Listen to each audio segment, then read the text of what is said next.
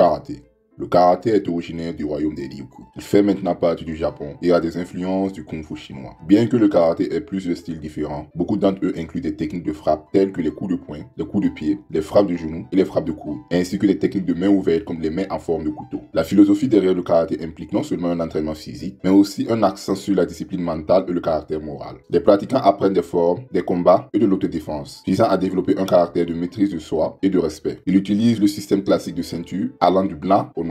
Aikido. Développé au début du XXe siècle au Japon, le nom de l'aïkido signifie la voie de l'harmonie avec l'esprit, et il se concentre sur l'utilisation de l'élan et des mouvements d'un adversaire contre lui-même. Les pratiquants redirigent les attaques au lieu de les affronter par la force. Les techniques d'aïkido incluent des projections, des clés articulaires et le contrôle de l'agression. L'aïkido est maintenant pratiqué dans plus de 140 pays. L'aïkido se distingue également des autres arts martiaux de frappe en permettant à ses pratiquants de porter des vêtements amples pendant la pratique, des projections qui nécessitent une prise sur les vêtements de l'adversaire. Muay Thai. Le Muay Thai, connu sous le nom d'art des 8 membres, utilise les poings, les coudes, les genoux et les tibias pour frapper, ce qui en fait une technique de combat debout, redoutée et brutale. Originaire de Thaïlande, il possède une grande signification historique et culturelle. L'entraînement au Muay Thai inclut une condition physique intense, comme frapper les os avec des bâtons durs, la discipline mentale et surtout le respect des autres combattants. Les combats se terminent avec les deux combattants s'inclinant et s'agenouillant l'un devant l'autre, montrant ainsi leur respect, peu importe le vainqueur. Il est souvent possible de voir des bracelets au bras des combattants, une tradition venant de Thaïlande. Judo.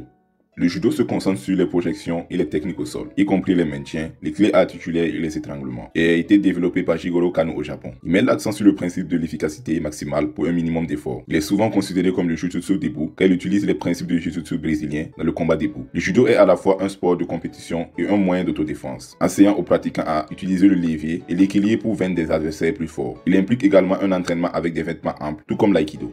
Jujutsu. Le Jujutsu se concentre sur le combat rapproché, sans arme ou avec une arme mineure. Et sa philosophie principale est de manipuler la force de l'adversaire contre lui-même, plutôt que de la confronter avec sa propre force. C'est pour cette raison que son nom signifie l'art de céder. Il a été développé pour combattre les samouraïs du Japon féodal, car il y avait un besoin de se battre contre des adversaires armés et blindés, sans avoir d'armes ou n'en utilisant que des armes courtes. Comme frapper un adversaire blindé est inefficace, ils ont remarqué que la manière la plus efficace de neutraliser un ennemi blindé était à travers des maintiens des clés articulaires et des projections, tout comme dans le judo, mais en utilisant l'énergie de l'attaquant contre lui-même au lieu de s'opposer directement à elle. Les élèves de Jujutsu sont parfois enseignés des mouvements potentiellement mortels ou invalidants, comme des clés articulaires, des projections et des compétences en chute pour leur permettre de pratiquer des projections dangereuses plus en sécurité dans des environnements non compétitifs. Le judo provient en fait du Jujutsu. Jujutsu brésilien. Le jiu-jitsu brésilien se spécialise dans le combat au sol et le grappling. Les combats commencent généralement au sol, contrairement à de nombreux arts martiaux, avec un accent sur la prise d'une position dominante pour forcer l'adversaire à se soumettre par des clés articulaires ou des étranglements. Le jiu-jitsu brésilien a été développé pour la première fois par une famille brésilienne, après que celle-ci ait appris une hybridation du jiu-jitsu japonais traditionnel et du judo Kodokan par un judoka japonais en voyage. La famille a développé leur propre système d'autodéfense appelé le jiu-jitsu brésilien, qui a continué à évoluer au fil des générations pour devenir ce que nous connaissons aujourd'hui. Ce qui rend cette forme unique est le fait qu'elle utilise la propre force et le poids de l'adversaire contre lui-même, permettant aux combattants plus petits de neutraliser des adversaires plus grands, ce qui est très rare dans les arts martiaux. Le jiu-jitsu brésilien est devenu célèbre pour son efficacité dans les arts martiaux mixtes. Kung Fu. Le Kung Fu est un terme collectif pour les différentes écoles d'arts martiaux chinois, offrant une riche variété de techniques et de philosophies. Ses origines remontent à la Chine ancienne, ce qui en fait l'un des arts martiaux les plus anciens. Il a été développé non seulement comme forme de combat, mais aussi comme moyen de croissance spirituelle. Certains styles imitent les mouvements des animaux, tandis que d'autres sont inspirés des concepts philosophiques chinois ou de figures historiques. Il inclut des mouvements semblables à la danse et un entraînement avec des armes traditionnelles, tandis que les combattants portent des vêtements traditionnels amples de Kung Fu, similaires à ceux de l'aïkido.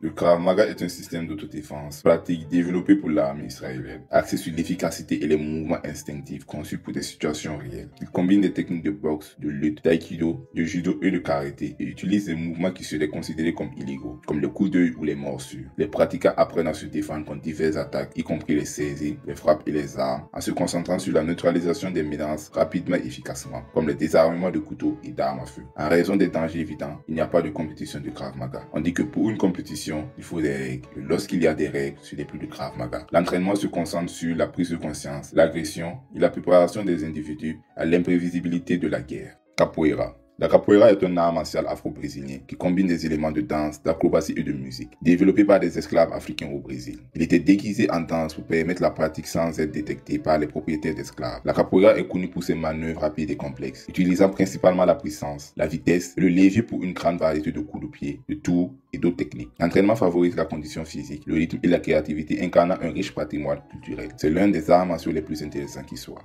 Wing Chun.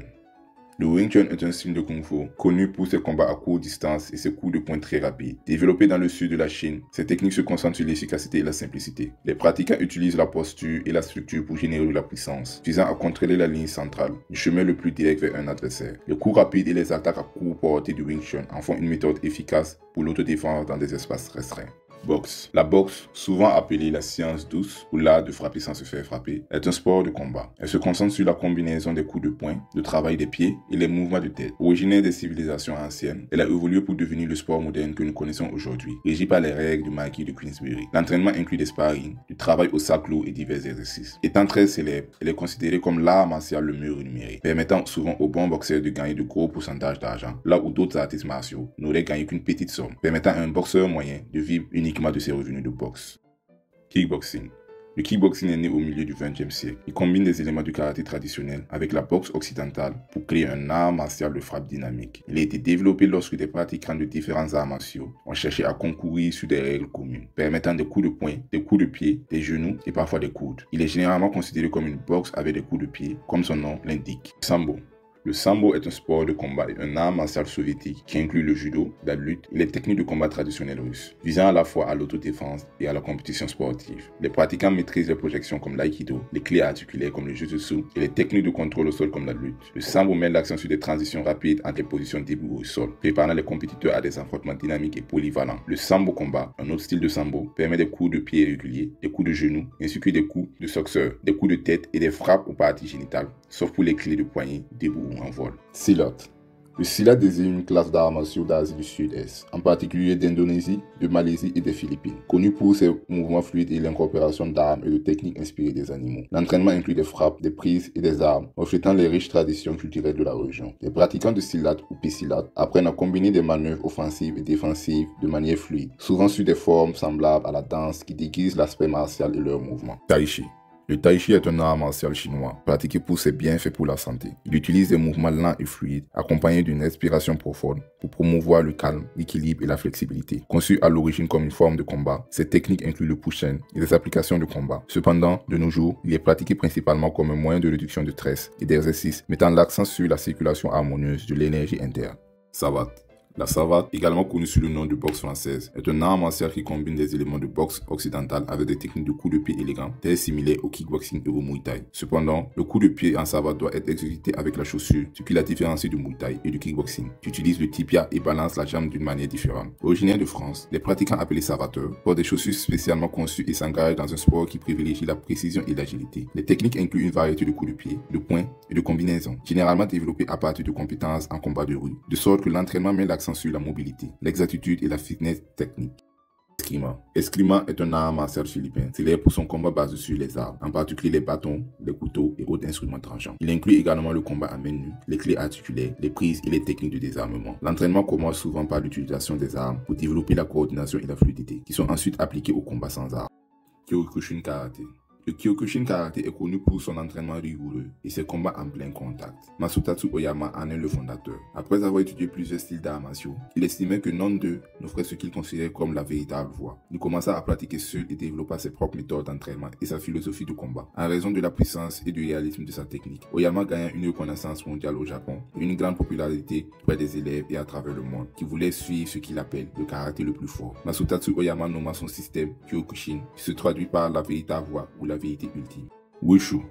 Le wushu ou art martial chinois moderne présente des mouvements acrobatiques fluides avec des armes traditionnelles chinoises et des techniques à main nue. C'est à la fois un sport de plein contact et un art de la scène, car les pratiquants, appelés athlètes du wushu, s'entraînent dans différents styles qui imitent les mouvements d'animaux ou qui sont inspirés par le folklore et l'histoire chinoise. Les compétitions de wushu mettent en avant des routines chorégraphiées, jugées sur l'exécution technique et l'expression artistique, similaires à la gymnastique.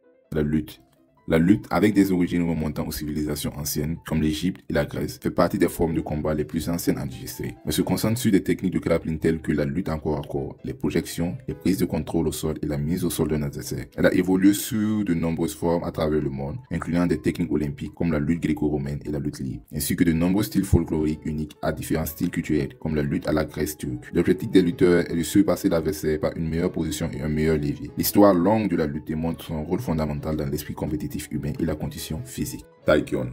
Le Taekwondo est un art martial coréen traditionnel, reconnu pour ses mouvements fluides et dynamiques qui mettent l'accent sur le flux naturel et le rythme. On pense qu'il a été développé pendant la dynastie Joseon. Il se distingue par sa douceur et l'utilisation de mouvements circulaires, avec une utilisation extensive des jambes pour les coups de pied et les balayages, ainsi que des techniques de main uniques. Cet art est également reconnu pour sa technique de déplacement Pumbalgi, qui garantit un mouvement continu et un équilibre. Taekwondo, un trésor culturel, met l'accent sur l'harmonie entre l'esprit, le corps et l'âme, avec une base philosophique profonde. Le système, signifiant le système en russe, trouve ses racines dans l'armée russe et a été modifié au fil des siècles. Cet art martial est connu pour son accent sur l'efficacité biomécanique, la flexibilité et les mouvements naturels du corps. Le système couvre les frappes, le grappling et la défense contre les armes et utilise des techniques de respiration et surtout des coups sales comme les coups aux yeux et les morsures. Bien qu'il soit très similaire au Krav Maga, les deux ayant été développés par des militaires, le système se distingue en mettant l'accent sur la relaxation et la respiration correcte pour contrôler la consommation d'énergie autant que possible, ce qui est particulièrement important dans des situations intenses et longues comme la guerre. Il est également connu pour être profondément influencé par les principes du christianisme orthodoxe russe. Arts martiaux mixtes MMA. Les arts martiaux mixtes MMA ont une histoire qui remonte aux civilisations anciennes, mais le sport moderne a émergé au début des années 1990 grâce au champion Ultimate Fighting UFC aux États-Unis. L'UFC a été fondé pour répondre à la question longtemps débattue de savoir quel art martial est le meilleur. Par la suite, les combattants de l'UFC ont dû s'adapter pour pouvoir combattre des artistes martiaux de tout horizon et développer leur propre style tout en respectant les règles de l'UFC, comme l'interdiction des coups de coude verticaux, des frappes de genoux ou des coups de pied sur un adversaire au sol. Les MMA combinent les meilleures techniques de divers arts martiaux, y compris la boxe, la lutte, le jiu-jitsu brésilien, le muay thai et le judo, défiant des combattants à être compétents dans toutes les gammes de combat. Il est généralement considéré comme l'art martial ultime pour l'autodéfense et le combat de rue. Si vous voulez discuter cette vidéo ou suggérer une nouvelle, vous pouvez me le dire dans les commentaires. Vous pouvez également vous abonner et regarder mes prochaines vidéos.